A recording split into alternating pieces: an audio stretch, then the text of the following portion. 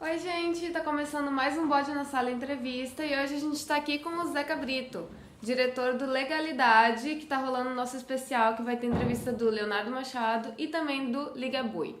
Então, primeiro eu queria agradecer muito por receber a gente para conversar e começar já perguntando desse filme, desse processo de criação do filme, porque também você tá no roteiro, assina junto com o Léo Garcia, né?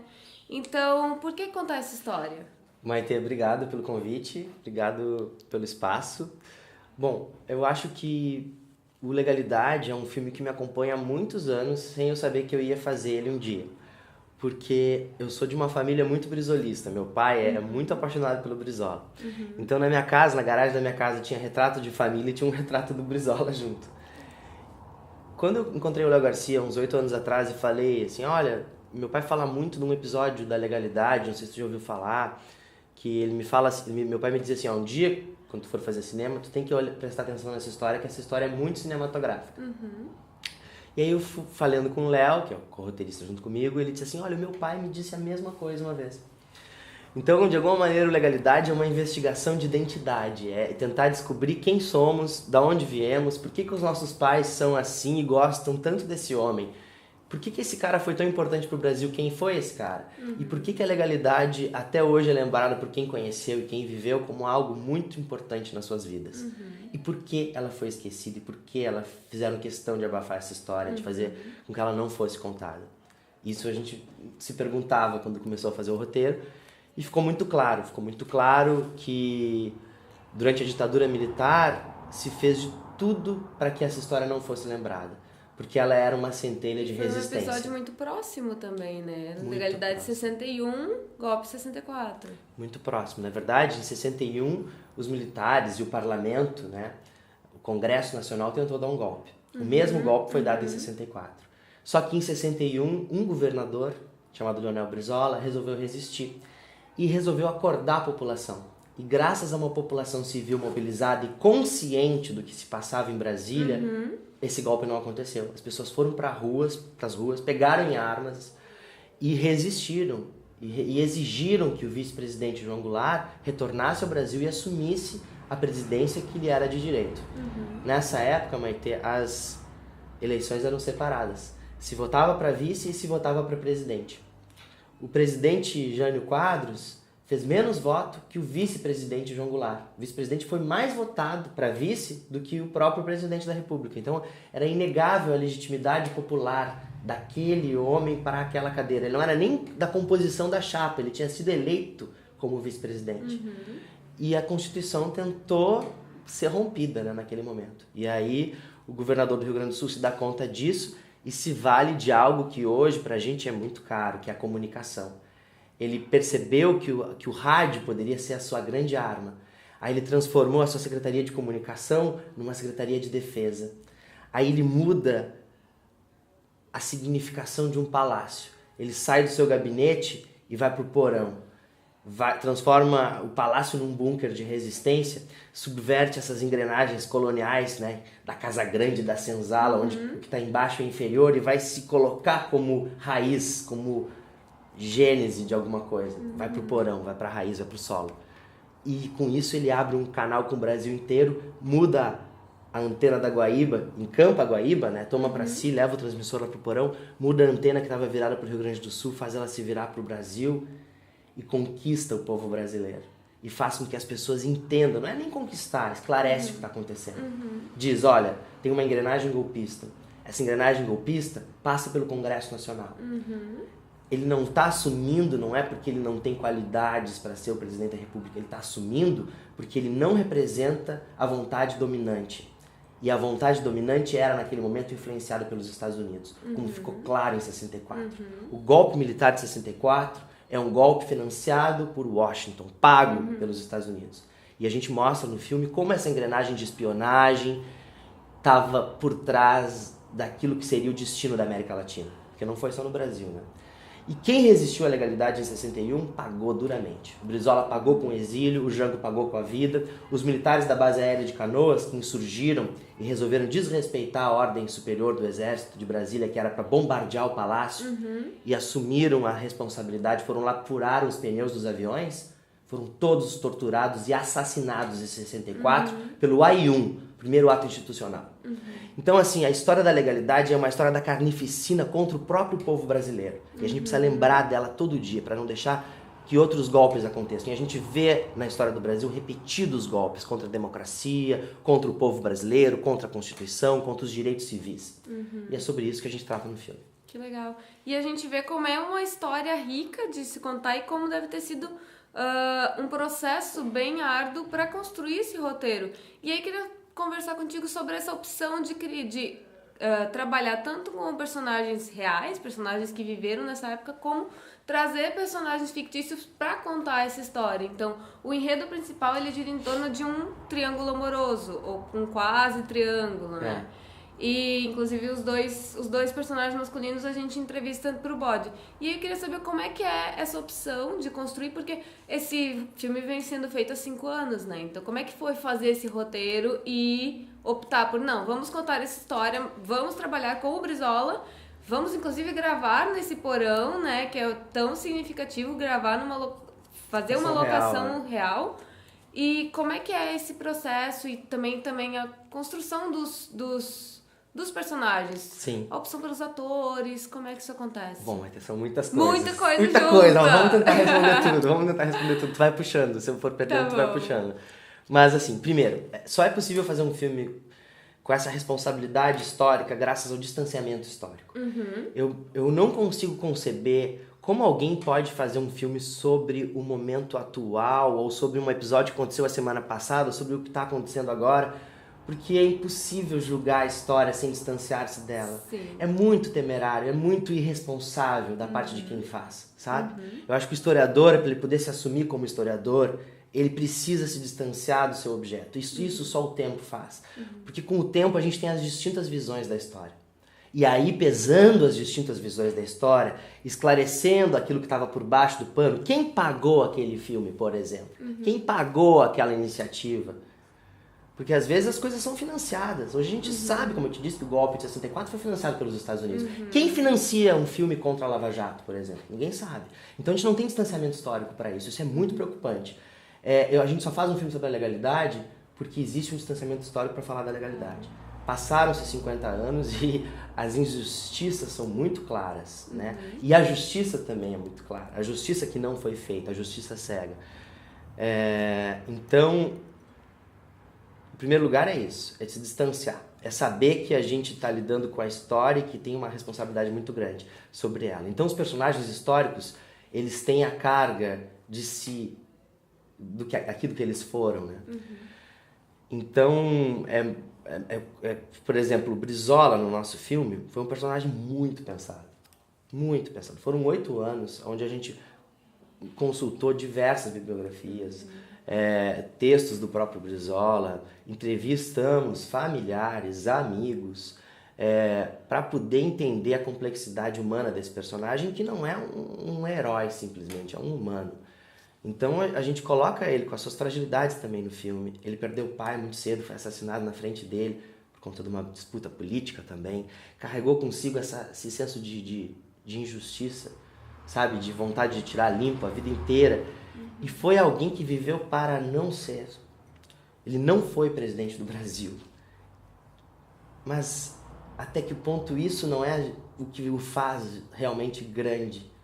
Porque hoje a gente vê que todos que foram porque se sujeitaram a uma engrenagem corrupta financiada por empresas, por JBS, por Odebrecht e tudo mais. Nem sei se isso, porque eu também não tenho tanto distanciamento histórico para poder botar o dedo, mas o tempo real meio que mostra uma engrenagem difícil para quem é político.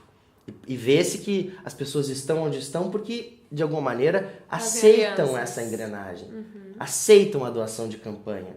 Por mais honesto que seja, ou pregue uma moralidade, mas aceitam uma doação de campanha de uma empresa, de um CNPJ. Como que eu vou ser representante do povo se eu sou patrocinado por um CNPJ? eu sou representante do CNPJ em primeira instância, né?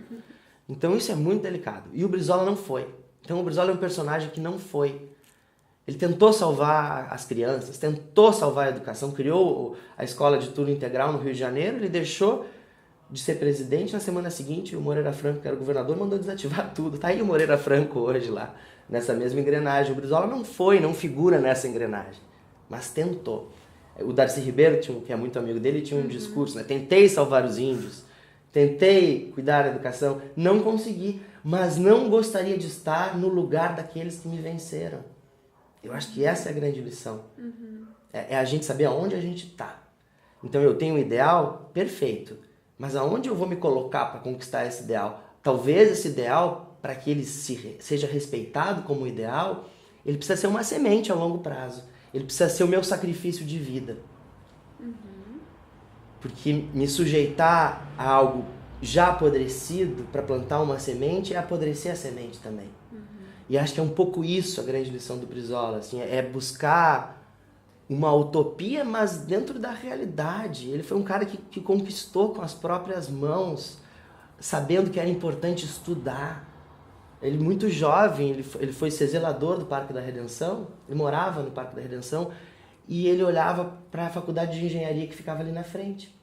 Então ele quis ser engenheiro, e foi lá e conquistou, e entrou, sabe? E conseguiu ser um grande engenheiro, e entrou para a política estudantil, e logo vai para o trabalhismo, e foi um grande prefeito de Porto Alegre, foi um grande governador do Rio Grande do Sul. Então, foi um grande deputado estadual.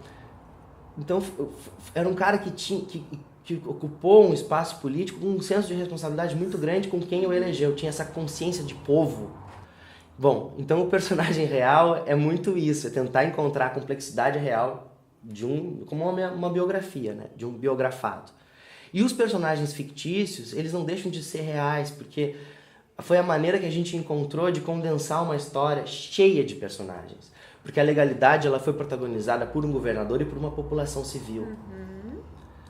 Então,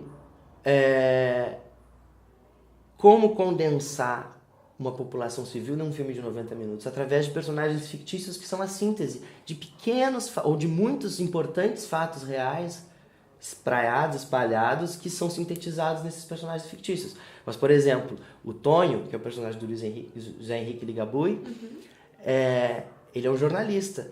Ele é inspirado no Flávio Tavares, no Tarso de Castro, no Carlos Bastos, pessoas que a gente entrevistou, pessoas que deixaram legados bibliográficos sobre os episódios da legalidade e que são personagens reais importantíssimos, mas são vários, então a gente sintetizou num só. Então as ações que o Tonho faz no filme são ações reais. Ele é a síntese de vários personagens reais. A Cecília, ela é também, de alguma maneira, haviam mulheres jornalistas cobrindo a legalidade à frente do seu tempo também. E havia todo um contexto de Guerra Fria, de Estados Unidos versus Brasil, da imprensa estrangeira com uma certa visão sobre o que seria o nosso país, e isso a gente traz na personagem. O Luiz Carlos, que é o personagem do Fernando Alves Pinto, ele é um antropólogo, ele é inspirado no Darcy Ribeiro, ele também é inspirado no Flávio Tavares, que viveu os 13 dias com o Che Guevara na OEA. Então, nos relatos do Flávio Tavares, a gente trouxe ações para o personagem do Fernando. Então, não tem como dizer que os personagens são fictícios, eles são a síntese de vários personagens históricos. E aí as ações que talvez a gente possa pensar como fictícias, por exemplo, o romance, como que a gente vai conceber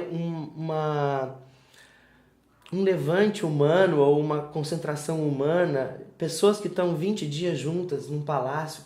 É óbvio que isso é natural. Se a gente, durante um set de filmagem, se apaixona, descobre pessoas, conhece pessoas, então é natural que, na nossa concepção, era natural que durante a legalidade, aqueles personagens, por estarem vivendo tão intensamente aquela causa cívica maior que os uniu, também pudessem viver paixões, e é isso que o filme mostra.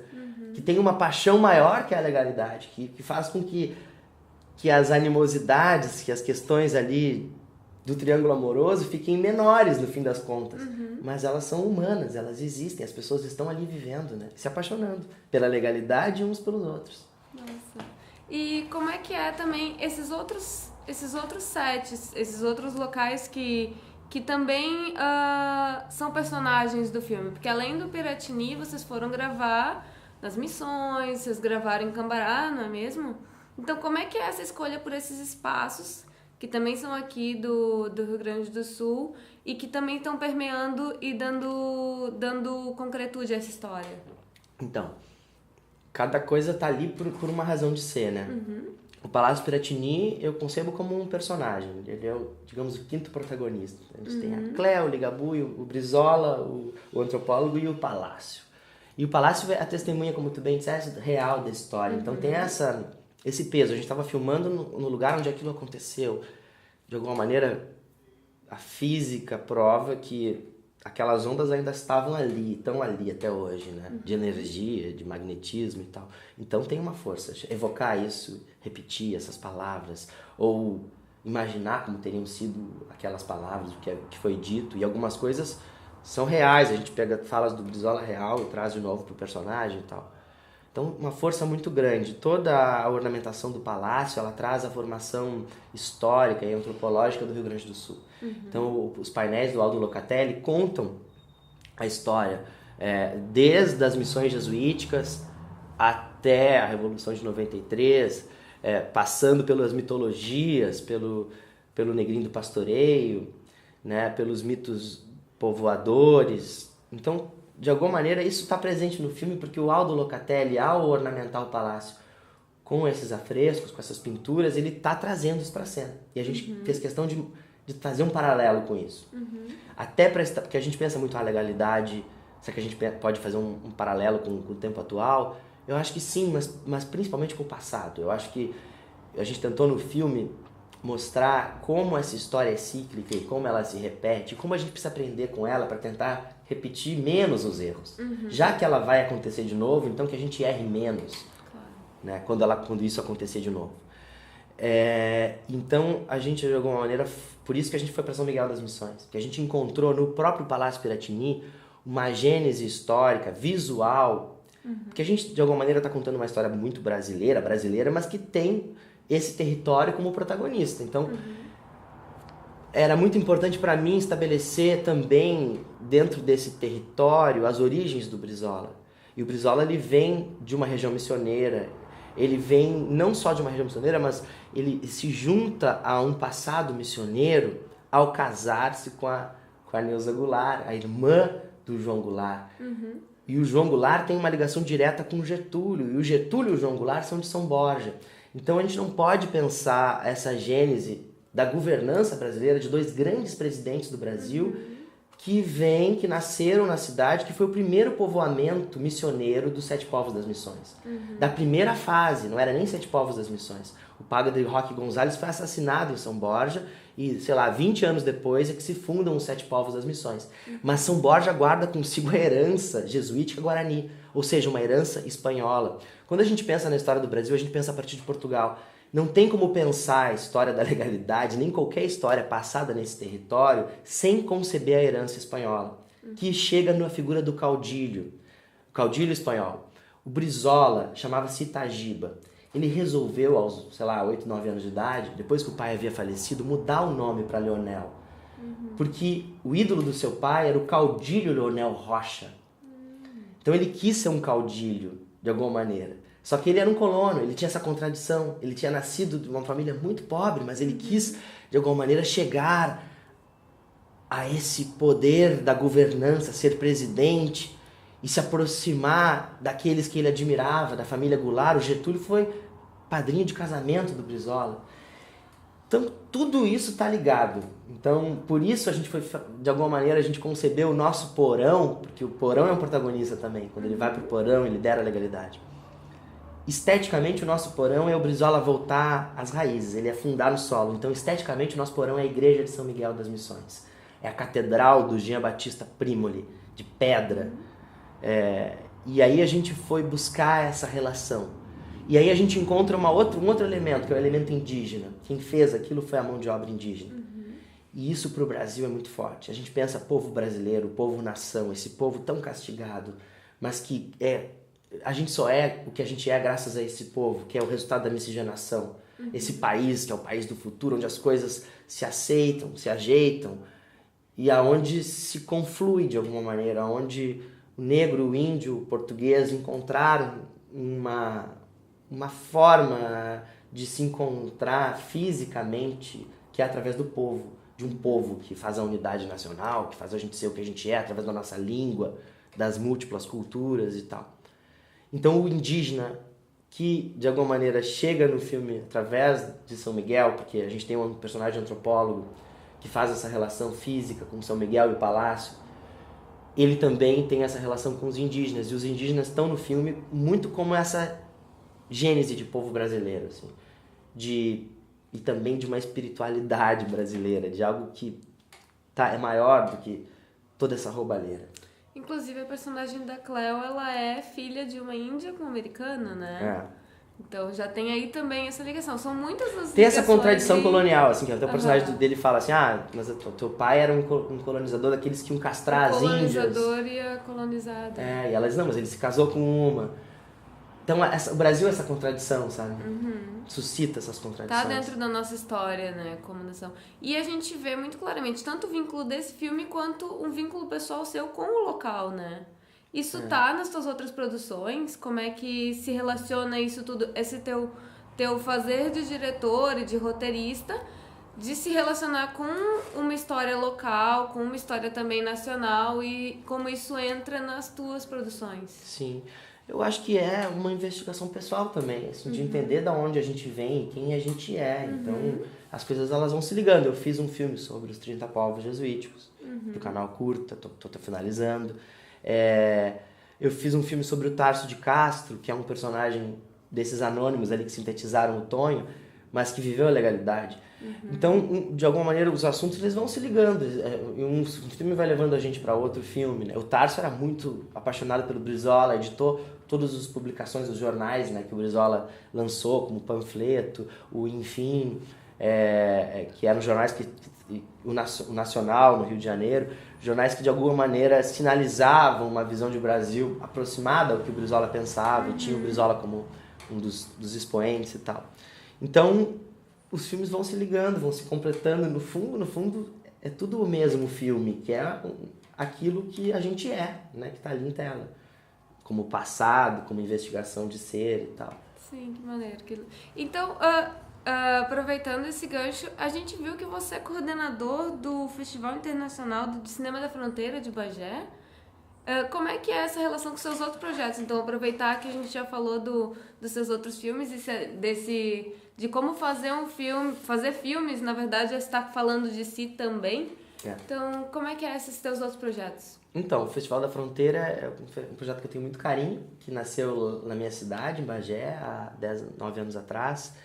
E é um festival que eu sou diretor artístico. Ele é organizado pela Associação Pró Santa Teresa, que é uma associação sem fins lucrativos, tem um ponto de cultura, que veio no caminhar do festival, nós ganhamos esse ponto de cultura, tem uma atividade com professores lá, que acontece o ano todo, de formação. E ele é essa tentativa de, nesse espaço geográfico deslocado, que é a fronteira com o Brasil e o Uruguai, de se estabelecer um eixo cinematográfico, ou uma reflexão sobre a possibilidade de uma produção cinematográfica regional ou latino-americana que passe por esse eixo, que circule esse recorrido, digamos assim, essa rota. Então, a gente tem trazido filmes de países africanos em língua portuguesa, como Guiné-Bissau, Moçambique, Angola, de Portugal, né? E países do Caribe, países sul-americanos, como Uruguai, Argentina, Paraguai, tentando fazer um espaço de troca cultural, como é a fronteira, né? E é o que tem acontecido. Então, é um festival que eu ajudo, eu trabalho também, mas é meio distante no primeiro período do ano. No segundo semestre me faço um pouco mais presente, e em novembro estou lá em Bagé junto com os outros curadores e com as pessoas que concebem ele anualmente, para que ele se mantenha vivo. E ele é da cidade, né? A gente colabora como pode, mas ele é muito maior, ele é da cidade de Bagé. Que legal. Da fronteira, né? Então, nos encaminhando mais para o fim da nossa entrevista, a gente queria saber quais são os seus filmes, os filmes que você assistiu e guarda com carinho, entender um pouco desse teu gosto pessoal. Então, elenque aí alguns filmes que você acha maneiro, que você acha que eles te atravessam na tua formação e acabam falando também do que você vai fazer.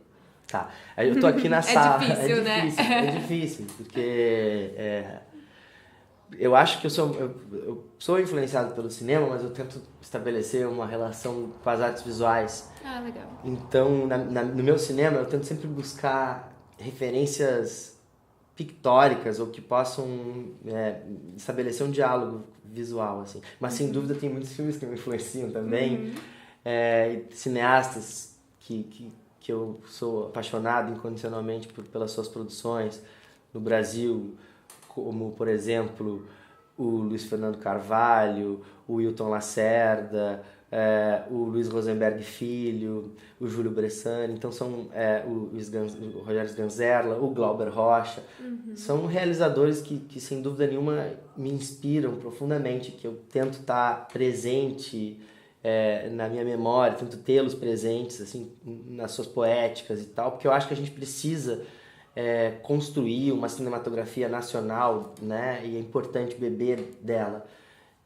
Claro que o cinema italiano me é muito caro, eu sou apaixonado pelo Antonioni,